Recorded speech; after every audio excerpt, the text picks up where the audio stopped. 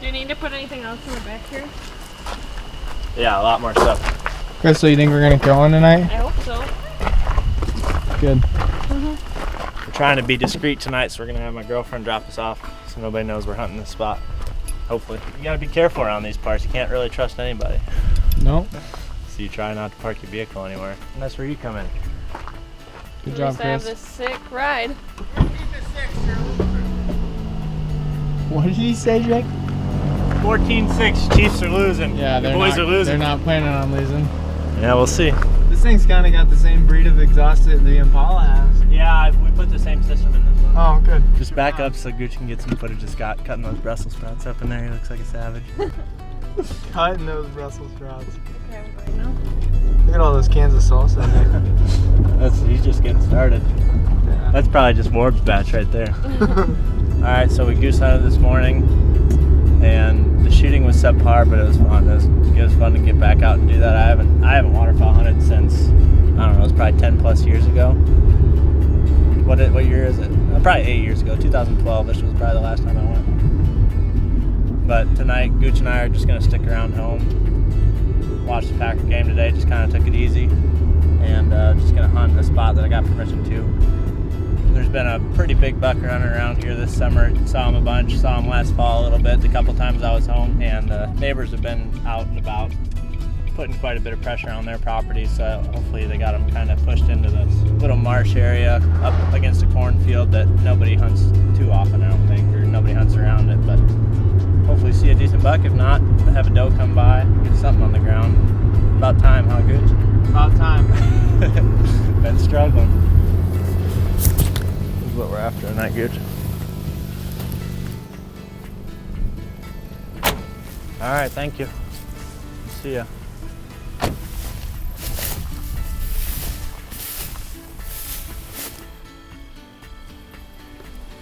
Might spook some deer right out of this little fence line here. What if we just spotted this rack on the way in? Try to just move when the wind picks up.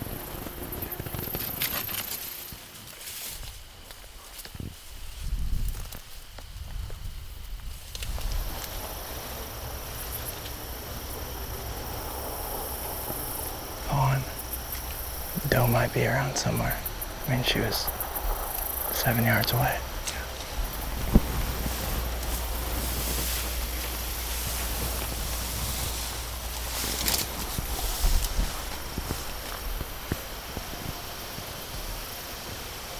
Get pretty close to him. We're able to sneak down this edge pretty quiet because it's windy today. We're trying to just move when the wind gusts and the corn rustles a bunch. Kind of learned that from my grandpa. He used to, when corn rows were wider and deer used to bed in the corn a lot more, he would just sneak through the cornfields on windy days and check down the rows and look for bedded deer and try to shoot them. I mean, they're just fawns, but we got within 5 yards of them twice. They're both fawns. Pretty sure. So where's the doe? Huh? Where's the doe? She's here somewhere. Yeah. I'm hoping she's more that way because she'll feed out this way tonight, even if I'm guessing we're going to set up somewhere right here. There's a huge deer bed right here. Got to where we want to set up. And I got to use this stuff. I don't know how to properly put it, but nature's calling. We kind of got a little running joke here at THP that whenever I do that, something happens. And then you might as well just be rolling the whole night because something's going to happen, but it looks really good in here. Yeah, it does. I don't think they're ready for the ground attack either. All right, you can cut that because I don't really want you to film this. Ideally, to come right down this edge. I guess it'll be perfect then.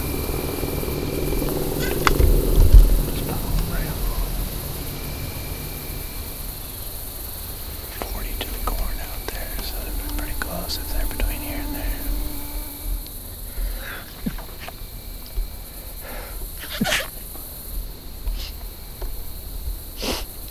Bless me. Sorry about that, Gooch.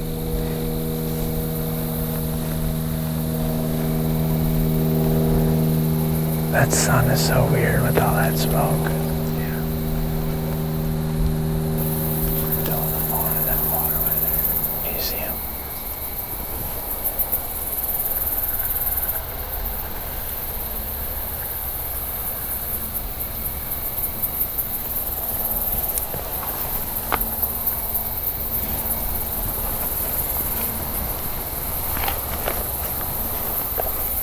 What you doing, Gooch? Am I good to sit up? What? Am I good to sit up? Yes.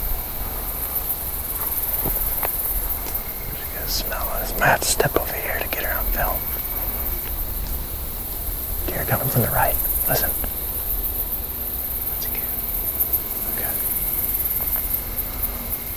Right here. Right here. Are you sure this is a coon? Okay. Right there. Yeah. Where's the deer at?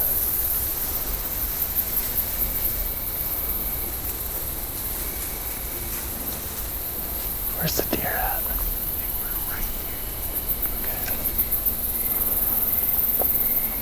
Right there, Jamie.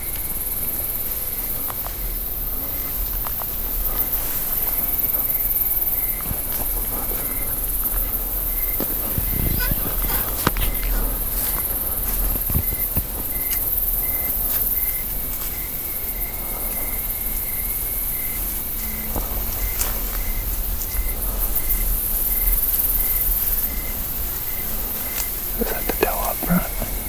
Is that the doe up front?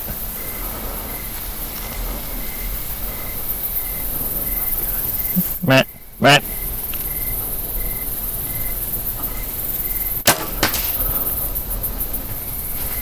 Listen now. Here, I'm gonna shoot her again. Look out. Don't move.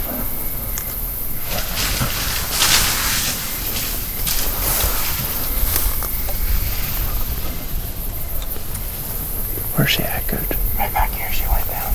She's dead. Yeah, I'm pretty sure. Keep an eye on it. Just right here she is. She is right past that last tree. Okay. Just listen. Was she getting wobbly? Yeah. Good. Didn't know what hit her, dude. Finally. We might shoot a buck tonight, yeah. I ranged that corn. It's like 31 and she was right on the inside. You're pretty sure you saw her go down. Okay. She acted, I mean, she was getting wobbly behind us. I was grabbing another arrow. And then I could hear her the whole time, and then I was on her. And then she got real tippy at the edge, and I didn't hear her anymore. I'm starting to shake just a little bit now. Yeah, they were better than the corn. They just popped right out. I mean, I'm assuming, yeah. Alright, so it's like 7 o'clock. We still got about a half hour yet.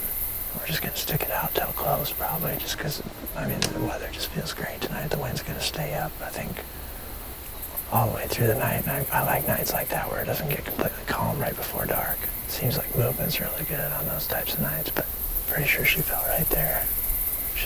She came actually closer after the shot, which was pretty sweet. I was grabbing another arrow when she came in here, just because I wasn't sure if the shot was a little high. Because when I stopped her, she kind of flinched a little bit and she was on edge, so I put the pin bottom of the heart, expecting her to drop, and I'm pretty sure she did. And the arrow, from what I could see, entered like middle of the body up and down, which should be perfect. Gooch said he thought he saw her fall right there, and it sounded like she crashed. And he said she was getting pretty wobbly. I couldn't see because I was trying to grab my other arrow, but pretty sure she's dead, like 20 yards away from us. So we're just gonna stick it out till it closes here, and then hopefully go grab at least a doe, maybe a buck yet too. I can see the lighted knockout in the cornfield. We'll go take a look at that, and then just try to follow the blood trail up.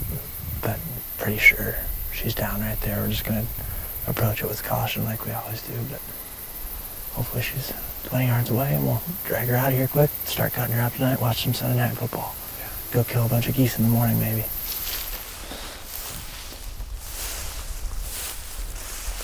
10 ring, boy. Was it? Looks like it. A little high like I thought. I mean, it's like right at mid-body. She ducked right into her. That's a nice one. That's Tina, dude. That's freaking Tina, dude. It's gotta be Tina. Alright, what do we do now? Alright, we probably aren't going to talk about this too much out here. We got a decent drag out. We'll probably get her back to the house, start cleaning her up, at least get her hung up. It's going to be cool tonight. But what, she went 40 yards? Yeah, probably 40 yards. Nice job, dude. That was sweet. It's sweet that they don't know they're hit. Like, It's definitely a real thing. All right, Gooch and I have been dragging for a little bit, but I guess I haven't talked about my arrow setup this year, and I guess that's a pretty hot topic for our channel. I'm actually just shooting Warb's arrows from last year, just a little bit different setup. You got a 120 grain insert in there, and then I'm shooting a 100 grain Strickland Helix. My buddy Zimmy that's actually coming to help us drag her out right now, he's the one that started shooting these broadheads, and he's actually the one that kind of got the whole THP crew into shooting these types of setups, and he had really good luck with them. So they're a little more affordable than what I was shooting last year, but 100 grain head is what I was getting to fly the best out of my bow this year, so that's what I went with, and they were one of the only 100 grain broadheads that I could find that were a single bevel. The interesting thing is like she did not have any idea that she was hit. I mean, she was looking right at us when we shot her, and she still ran towards us. She just didn't know what had happened. She got actually closer. She was probably only 10 yards away at one point. I was reaching down to grab another arrow to make a follow-up shot because I wasn't sure how high the shot was, and then she just kind of trotted off and went down right there, but pretty satisfied. Oh yeah. I mean, the shot was, I mean, that's how I hope every shot to be, but she definitely didn't go far, and she definitely didn't know what hit her. Really liking this stuff. But Gooch and I have been struggling. I mean, we've been trying to shoot just a doe since opening day, really. Mm-hmm. There's been a couple places where we couldn't get a doe tag that we've hunted, but I mean, we need some deer meat in my family, and a bunch of my buddies need some deer meat too. They've been asking to shoot does. We just haven't really had much in bow range. Been seeing deer, been on deer fairly consistently. Got skunked a couple times, but it's been pretty tough here for us. Hopefully this is the start though of something new. It was pretty cool hunting from the ground too. Yeah. Because I'd done some spot and stock stuff with Zach, but setting up on the ground and like just shooting from the ground, I've never actually done that. Yeah, there's just a lot of situations that I see, like I think I was talking to you about, like we could get in that tree, but once we get up there, we're just gonna have leaves all around us, and a lot of times on public land you can't trim. We could have here, but like we wouldn't have been able to see near as much, I don't think, even being elevated, just because of all the branches on the trees. And we had 3 or 4 good holes, but we also had really good cover. Like you could see those deer. They were in an opening when we first saw them, and then they walked behind a bunch of brush where, again, I mean, we were walking around basically trying to get resituated, and that was where having the ground cleared out around us was pretty important, where we could shift around.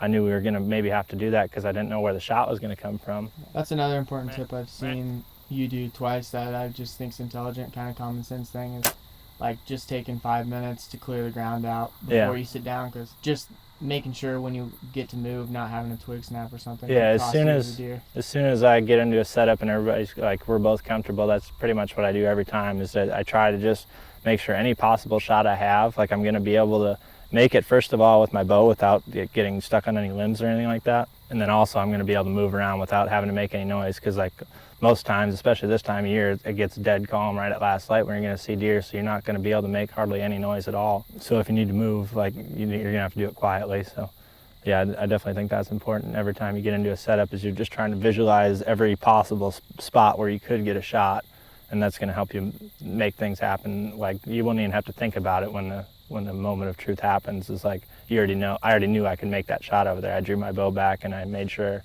like I had a pretty clear lane to it. So she was 30 yards and held it a little low on her heart, and she ducked right into her. So that's the farthest you ever shot a deer with a bow. Yeah, I think I shot a buck at 25 yards once.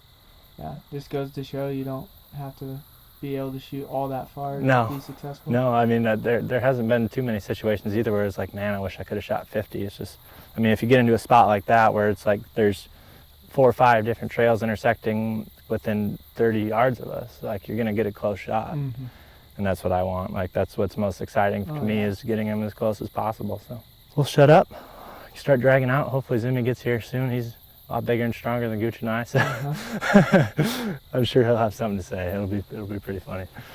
She only ran like 40 yards. That's a small but old doe. Let's lock her in. Let's lock her in. How are we gonna tie it? I don't know. Like around her neck. It's the instructions right there. Yeah, you just noose her neck. You just noose her neck. I will take the honors. You're just gonna drag her out for me, huh? You got her? We got her. Oh, dude, not bad. Easy. Just gotta lean into it. Make your way, Ernie. Thank you. Well, that makes our job pretty easy, huh? Yeah, I mean, Zim's way stronger than us. Way more amped up than we are. He's fired up. Zim, can I have a turn? Yeah, you mean you can go all day over? Alright. Well, let me drag it then. I kind of want to work for this thing a little bit.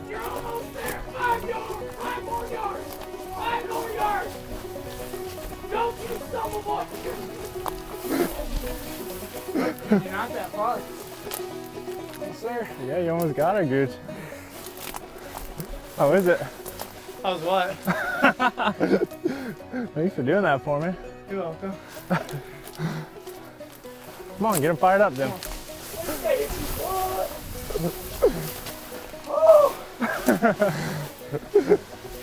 For the farmers, dude. For the farmers.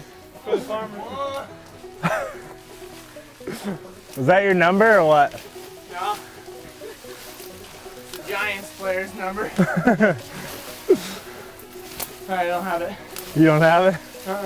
Want me to finish her out? Take it. Don't let him steal the glory from this field.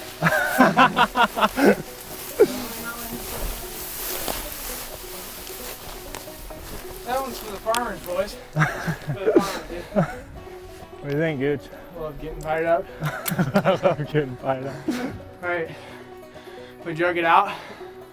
Sammy and I are getting pretty fired up on the way out. We're probably gonna go back and talk to Scott about it. He'll probably tell us we're below average. Get it cut up, kill some geese in the morning. Be back after it tomorrow night. Yeah, probably kill a buck tomorrow night. Love the confidence, kid. Long nose. Oh, yeah. Not very big bodied. We'll get her on the scale. Where's the leg spreader? Gambrel? The gambrel. The leg spreader. The leg spreader. Thanks for dropping us off. When I say me, I Couldn't do that without you. I know. I had a range, 98 to 92, so I get to guess inside of that range. I'm going with 94. 104. Oh, you were like 120, weren't you? 104. I love that sound. God, guess. What does it say, like 84 or what? It's like changing, yeah. 104 here, remember that. Oh no, it's one. What's that? 110. 110. 19 probably. That's would what I be- thought. Why did we 112. go from 100 to 110? Yeah, I thought I was doing pretty good. It's like 19. She settled in, all right? What do you think about that, Scott? Well, it's You think you got the job done? Get that cast iron fired up. How far did she go? About 50 yards. She actually came closer to us. All right, so what do we got going on here? Alright, Jake killed that doe. I guess it's been 2 nights ago, and we shot a bunch of geese, so we decided we'd kind of just take a day to process it all. So we got all the burger scraps in one bucket now, and we got all the steaks cut up. We had our buddy Matt help us, so it went real fast. Yeah. It's always fun when you got several guys cutting stuff up, because we took our time, and all that stuff looks great. So. Jake's gonna grind all the burger with the new grinder we got, and then we're gonna marinate some of the jerky meat and use a dehydrator. So I think some of Jake's friends are gonna come over and take some of these steaks, and everyone's getting excited that they got fresh deer meat. So. Took us a while, but we got some down. Oh yeah.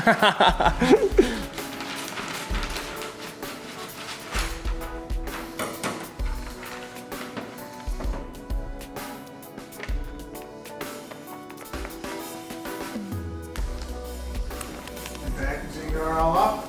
Think that's about the right amount? Pound? Yeah. Don't want to wrap it as tight as you can. That's way too loose. More? I'm just take it like this. Take it like that. Turn that camera off. You don't got to show everybody how to do it. Come on. Just keep holding it like that. And go down and fold the end in like this. See how much tighter that is? Yeah, though? that's it's plenty not all tight. that. It's not all that air in there. Because if you let this sit around, it's gonna get a freezer burn. Then just take one piece of tape and tape it across here. Well, that was pretty easy. Yeah, I mean, rip a bunch of that tape and put it on here. Yeah, you see, they got Weber over here. He was a butcher. Was he?